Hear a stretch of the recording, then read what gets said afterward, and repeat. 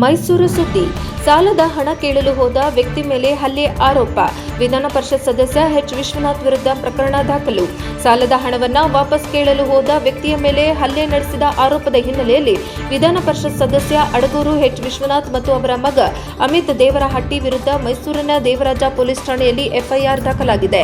ಗಣ ನ್ಯಾಯಾಲಯದ ಕಟ್ಟುನಿಟ್ಟಿನ ಆದೇಶದ ಮೇರೆಗೆ ಪೊಲೀಸರು ಇಬ್ಬರ ವಿರುದ್ಧ ಕಾನೂನು ಕ್ರಮ ಕೈಗೊಂಡು ಪ್ರಕರಣಕ್ಕೆ ದಾಖಲಿಸಿಕೊಂಡಿದ್ದಾರೆ. ಕಾಂಗ್ರೆಸ್ ಮುಖಂಡ ಕೋಟಿ ಹುಂಡಿ ಮಹದೇವು ಎಂಬುವರ ಎಂಎಲ್ಸಿ ವಿಶ್ವನಾಥ್ ವಿರುದ್ಧ ಈ ಗಂಭೀರ ಆರೋಪ ಮಾಡಿದ್ದಾರೆ. ಏನಿದು 55 ಲಕ್ಷ ರು ಸಾಲದ ವಿವಾದ. ದೂರುದಾರರಾದ ಕೋಟಿ ಹುಂಡಿ ಮಹದೇವ ಅವರ ಪ್ರಕಾರ ಕಳೆದ 2013ರಲ್ಲಿ ಎಚ್ ಅಡಗೂರು ವಿಶ್ವನಾಥ್ ಅವರು ಸಂಸದರಾಗಿದ್ದ ಸಮಯದಲ್ಲಿ ಹಣದ ಅಗತ್ಯವಿತ್ತು. ಆಗ ಎಂಟಿಬಿ ನಾಗರಾಜ್ ಅವರ ಮುಖಾಂತರ ವಿಶ್ವನಾಥ್ ಅವರ ಮಗ ಅಮಿತ್ ದೇವರಹಟ್ಟಿ ಅವರಿಗೆ ಕೋಟಿ ಹುಂಡ ಮಹದೇವ ಅವರು 55 ಲಕ್ಷ ರೂಪಾಯಿ ಸಾಲ ನೀಡಿದ್ದರು. ಶೀಘ್ರದಲ್ಲಿ ಹಣವನ್ನು ಹಿಂತಿರುಗಿಸುವುದಾಗಿ ಹೇಳಿ ಸಾಲ ಪಡೆದಿದ್ದ ವಿಶ್ವನಾಥ್ ನಂತರದ ದಿನಗಳಲ್ಲಿ ಹಣ ಕೊಡದೆ ಸತಾಯಿಸುತ್ತಾ ಬಂದಿದ್ದರು ಎನ್ನಲಾಗಿದೆ.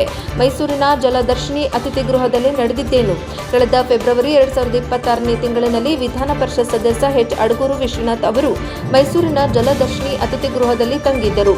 ಈ ವಿಷಯ ತಿಳಿದ ಕೋಟಿ ಹುಂಡಿ ಮಹದೇವ ಅವರು ತಮ್ಮ 55 ಲಕ್ಷ ರೂಪಾಯಿ ಸಾಲದ ಹಣವನ್ನು ವಾಪಸ್ಸು ಕೇಳಲು ಅಲ್ಲಿಗೆ ಹೋಗಿದ್ದರು. ಆ ವೇಳೆ ಇಬ್ಬರು ನಡುವೆ ಮಾತಿನ ಚಕಮಕಿ ನಡೆದಿದೆ.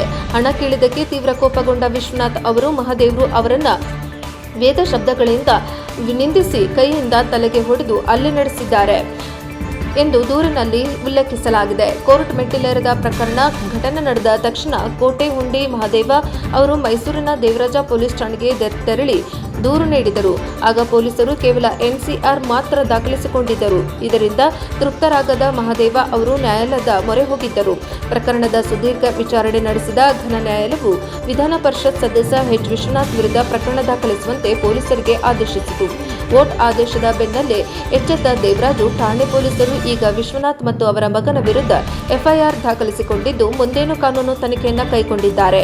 ಪ್ರಭಾವಿ ರಾಜಕಾರಣಿಯೊಬ್ಬರ ವಿರುದ್ಧವೇ ಹಲ್ಲೆ ಮತ್ತು ವಂಚನೆ ಕೇಸು ದಾಖಲಾಗಿರುವುದು ಮೈಸೂರು ರಾಜಕೀಯ ವಲಯದಲ್ಲಿ ತೀವ್ರ ಸಂಚಲನ ಮೂಡಿಸಿದೆ.